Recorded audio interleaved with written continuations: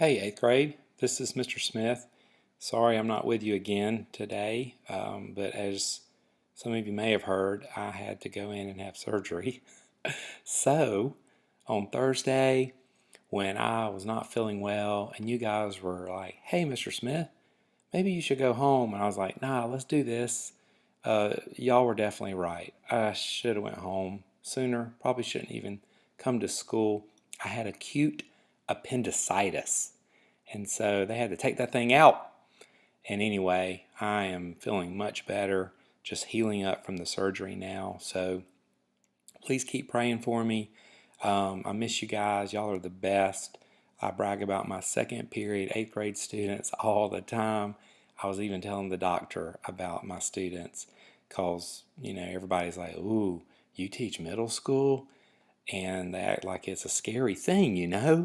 And I'm like, no, listen, I teach middle school to some of the best kids I've ever met. So, anyway, glad I could join you via this recording. And we're going to try to wrap up this Charlemagne unit. So, if you have a sheet of paper you're taking notes on, I'm going to back up, cover some ground that we've covered, try to finish this thing up, and then we'll be set up to go into Islam on Tuesday.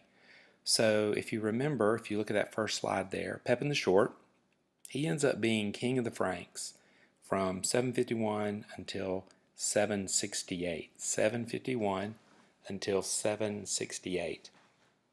And if you remember correctly, Pepin and some of his other rulers, Pepin the Young, Pepin the Fat, anyway, those guys were part of the Carolingian dynasty, which was, remember, we discussed that they were a family dynasty that made the whole idea that the major domus should be a hereditary position, the person who was running the show behind the scene of the king.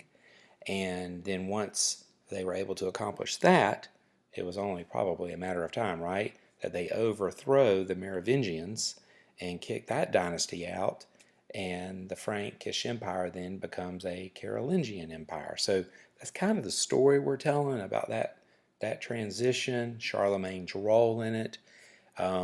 Charlemagne will end up having about really most of Western Europe except for Spain. So this is not just a little blip on the historical map, but a really important time in the development of the West and our story, our culture story.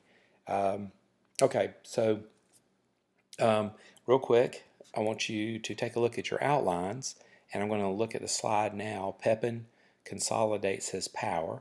So he is the major domus under, I believe it's Childeric III, who was a Merovingian. And Childeric held the title of king, but like we mentioned before, he didn't exercise any real power. And a way that this was described was he was the king de jure, okay, the king by law. But Pepin would argue, eventually to the Pope, that he was the king de facto, or the king in fact, okay? So Pepin decides then, I'm going to ask the Pope for support in seeing if I can't elevate my status in this kingdom, because he knew he couldn't just overthrow the Merovingian, that he had to have support from the institutional church and some backing, because not all of the aristocrats would back his power play. So Pepin asks for the Pope's support to basically declare Pepin as the king de jure, because he's already the king de facto. The Pope at the time was Pope Zachary, okay?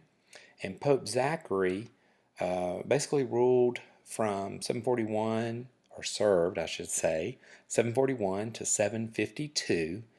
But when he gets this request, he sees an opportunity, right? Because he had a problem.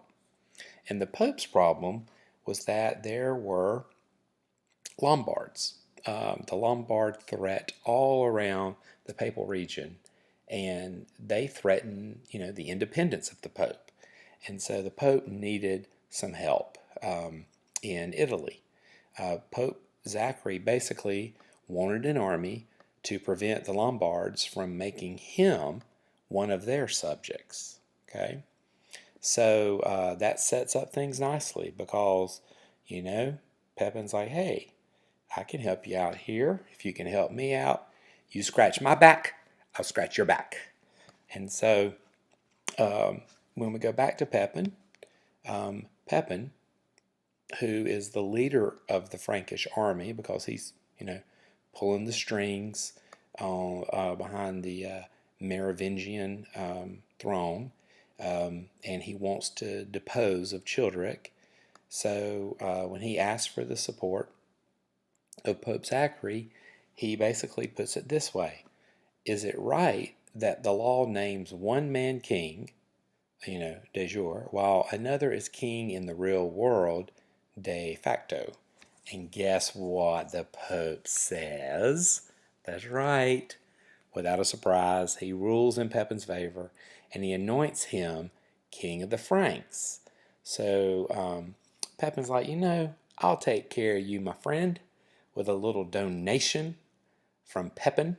And in return for the Pope's ruling, Pepin decides to conquer the Lombards in Italy and then give the Pope control over all that land. All right?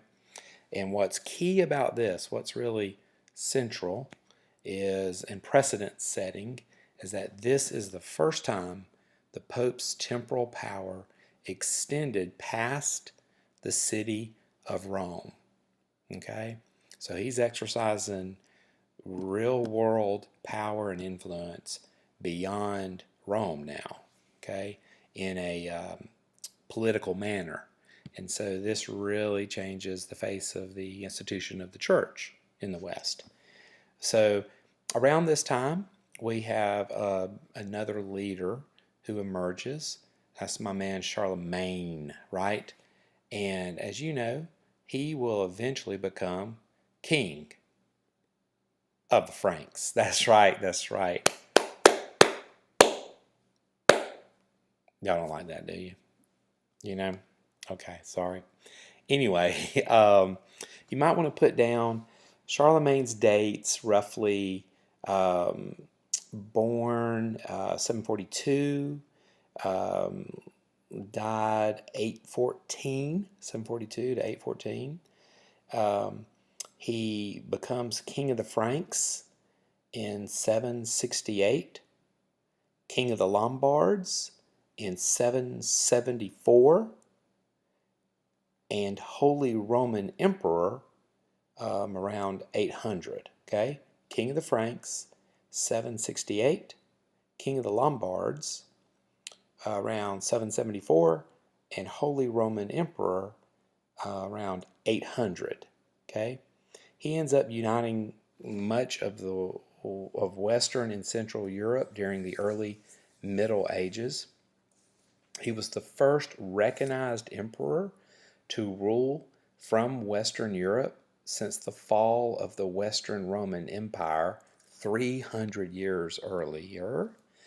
And as his rule expanded, and he fought the Lombards and the Saxons and the Muslims, basically his empire is known as the Carolingian Empire. Okay, the Carolingian Empire. At the beginning of his rule, he rules with his brother, who is Carloman, Carloman, but Carloman has a sudden death in like the December of 771, unexplained circumstances, and that leaves Charlemagne the sole ruler of the Frankish kingdom. So he decides to continue his father's policy towards the papacy and become its protector, the protector of the church. All right, and he's going to remove the Lombards for good from power in northern Italy and eventually lead an incursion into Muslim Spain, and a campaign against the Saxons to the east. That's my people, the Saxons, but I don't hold a grudge or anything. That's not Christian. I've let it go. All right. And what's interesting about all of these conquests or campaigns is he does it as, in union with the blessing of the church, the institutional church. Um, and you can see then how all of these conquests, right, of the Lombards and the Saxons and the Muslims have this religious veil over them, where he's Christianizing people upon penalty of death. But don't know. That seems a little tricky to me, right? Charlemagne has been called the father of Europe. Okay. And during his time, this Carolingian empire, uh, basically the church and culture in the West had this energetic intellectual activity and renewal. Okay, so it was a good time for civilization getting back on its feet after the fall of the Roman Empire in the West. Okay, um, let's see now. Charlemagne eventually dies in 814, having ruled as emperor for about 14 years. He was married, they know, at least 4 times and had 3 legitimate sons. And his son Louis the Pious, Pious, survived to succeed Charlemagne. Okay, so we're going to keep going here. And if you'll take a look here, there is Charlemagne. And notice in this illustration, what is Charlemagne holding? Right, the church. I found this church, Father. Oh, son, you make me so proud, right? So, scepter and church in his hands under one man, and is not the Pope. And you get it, right? Basically, papal authority had wedded itself to worldly political authority. And here you see how large the Frankish Empire is. And if we zoom out, there you can see the way it was divided up. And now we can take a look at basically how Charlemagne went about expanding his kingdom, okay? So take a look here and notice the places I'm going to highlight, okay? So there is Saxony, which Charlemagne will eventually invade and battle with. More on that later. And then if you take a look, there is the Lombard Kingdom, where Charlemagne will fight more conquests. And then eventually, and kind of foolishly, there is where the Spanish march goes down, and he'll try to battle with the Muslims, okay? So 3 major conquests, y'all. The Lombards in Italy, the Saxons in northern Europe, and the Muslims in Spain. Well, they don't call me great for nothing. Don't you love that? I mean, look at the special effects, y'all. Come on. All right, let's take the Lombards first, okay? The king of the Lombards is Desiderius. His name is Desiderus. Desi, Desi, Darius, Derius. And he's the king of the Lombards, all right? Charlemagne marries Desiderius's daughter, but divorces her after 1 year. I know, right? Wrong, right? And then Desiderius plots against Charlemagne with basically Charlemagne's brother, Carloman. Okay? So this is a barbarian kingdom in Italy. as we mentioned, Charlemagne has some bad in-law issues, right? His father-in-law plotting with his brother, This makes the problem for Rome and the Pope worse. Um, and so basically, Charlemagne's like, well, I tried to fix it with a marriage, so I just needed to finish what Pepin began. And he goes in, takes over the Lombards. It expands papal power. His brother never gets to make a play on him, and he is awarded the Iron Crown of Lombardy. Okay, and this crown is awesome. I just want to tell you a little bit about it. It was made in the early Middle Ages. It consists of a circlet of gold and jewels fitted around a central silver band. And it's believed, tradition says, that the central silver band is made from the iron that's been beaten out of a nail from the cross of Christ. The crown became one of the symbols of the kingdom of the Lombards and later of the medieval kingdom of Italy, and it still exists today. It's in a cathedral outside of Milan. Um, so, um, you know, there's been a lot of debunking and debate and about the crown and if there's any way it has any relationship to one of the nails from the cross of Christ. But I just thought, what a really powerful story. They believe that Saint Helena, the mother of Constantine, she had it made and gave it to Constantine, and then Pope Gregory passed the crown to Theodelina, a princess of the Lombards, as like a diplomatic gift. And then supposedly Emperor Theodosius the First, if you remember when we talked about him, um, he ends up with it and has it in his um, possession before it ends up being given to Charlemagne. Um, this is the Iron Crown that was passed by the Goths to the Lombards when they basically invaded Italy, and it was supposedly the crown used in Charlemagne's coronation as king of the Lombards. Okay, so now the other conquests that went on were not the barbarians in the south, the Lombards, but barbarians up northeast, and that would be Northern Europe, and it's the Saxons. Okay, and when Charles goes in, Charles the Great or Charlemagne, when he goes in, the Saxons are disorganized. It should be an easy win, except for a mistake that someone makes in Charles's retinue. Uh, they destroy the sacred Irminsul tree, which for these pagan peoples, there were sacred trees. And remember, these were woodland barbarians, and so, man, they destroyed that tree.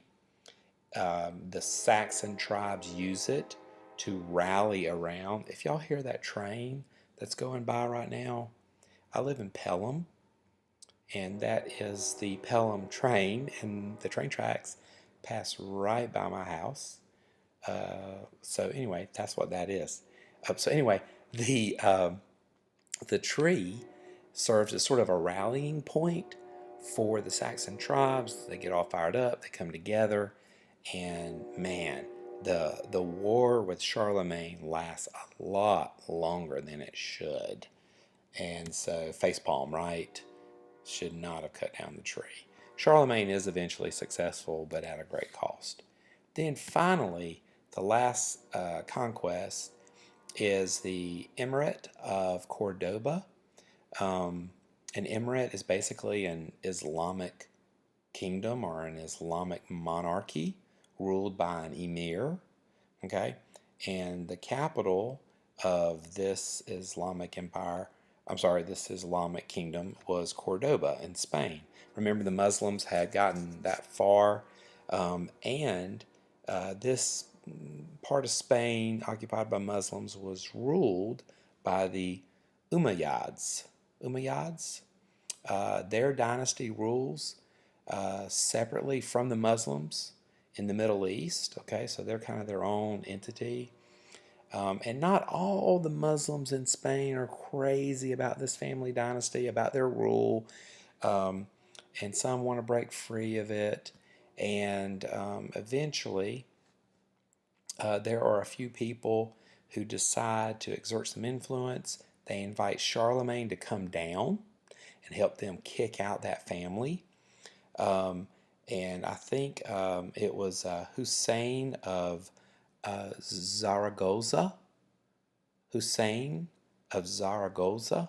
And you see Zaragoza on the slide there.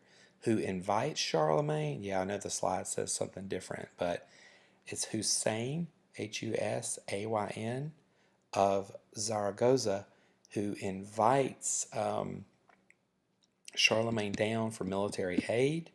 So Charlemagne marches down, he crosses the Pyrenees, he goes toward Zaragoza in 778. He's joined by troops that are led by Suleiman. Okay, that's the name that you see on the slide, Suleiman. So Suleiman is a Muslim who has troops. He is a governor of Barcelona.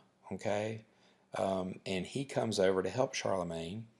They march on um, Zaragoza, but then Hussein changes his mind, changes his allegiance. He refuses to surrender the city, claiming he never promised it to Charlemagne. Um, so it's believed by some that it was really Suleiman who enticed Charlemagne to come down, not Hussein. And then after a month of trying to siege the city of Zaragoza, Charlemagne is denied and he has to walk the walk of shame and basically leave. Okay.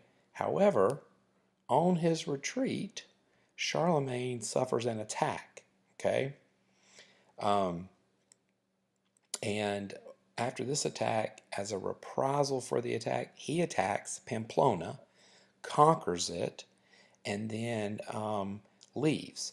And as he's leaving, he's attacked again. It's like, man, just leave, you know?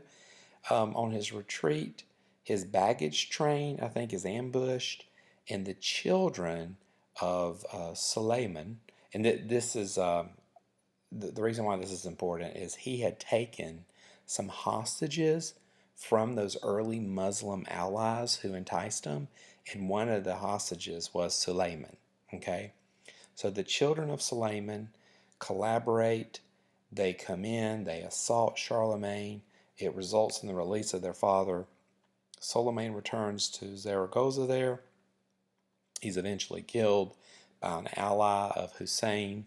And all of these historical events, like the march over the Pyrenees, the attack on Zaragoza, taking the Muslims captive, Charlemagne retreating, and then being attacked, and then Suleiman being freed by his children who attacked Charlemagne.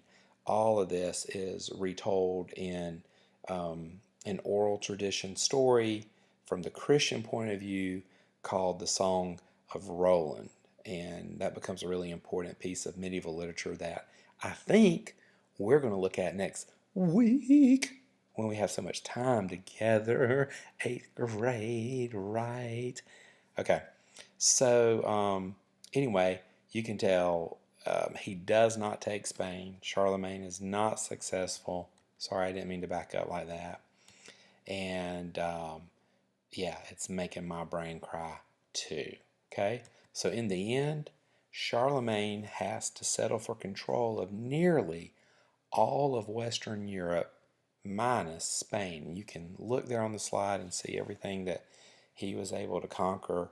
A lot of it were Germanic tribes, and he, like I said, he did it under the auspices, the sponsorship of the church, and he, like with the Saxons, on the penalty of death, he threatened them to become Christians. He slaughtered lots of Muslims in Spain. Think there was even a massacre, the massacre of the Verdun, that we can talk about tomorrow with the Saxons during that long campaign. So he was a pretty bloodthirsty, expansionist type ruler, and this was under the Carolingian Empire. The height of his rule would obviously be the crowning on Christmas Day in 800 A.D., where he's crowned Holy Roman Emperor in Rome by the Pope. And like I said, he won't live long, fulfilling that function. But yeah, he brings back the glory of Rome, the glory of an imperial Rome, a Christian Rome, and that is the story of Charlemagne. Okay, so eighth grade, be sure that you can look back in your notes and see that you've got information beginning with King Clovis, going all the way through Charlemagne, looking at Pepin, the Frankish Empire, the rise of the Franks, um, and we should be looking at having some sort of assessment this week on these notes, and I will get with you tomorrow about study guide and what that should look like, and then we're going to turn our attention to Islam. And as far as I know, Mr. Ireland hasn't mentioned anything about an exam. We'll just have a test on this material, and then probably some sort of assessment on Islam, and then finish out our time for the second 9 weeks. I'm thinking like some food for a Christmas party or something, you know what I'm saying? But we can work on that. You know how I like to have some treats every now and then. All right, so I got to go do my breathing apparatus. If I don't do my breathing apparatus, then fluid will build up in my lungs. And the way you expel fluid from your lungs is you cough. And I can't cough because I've had surgery on my abdomen and I don't need to use those muscles. So I have this trusty tube with this little thing. It's like a little plastic device that probably costs like, I don't know, $300 from the hospital. And you inhale like this and exhale. And I have to do 10 of those every hour to keep the fluid from building up in my lungs. They told me swimmers do this, so maybe I can use it to get into shape too. Eighth grade, miss you guys. Y'all are the best, and y'all make me smile. So I hope this wasn't too painful. And if you missed anything or want to hear anything again, you can just back up the recording and play it over. I appreciate y'all listening to me give this lecture. Have a great Monday and Merry Christmas.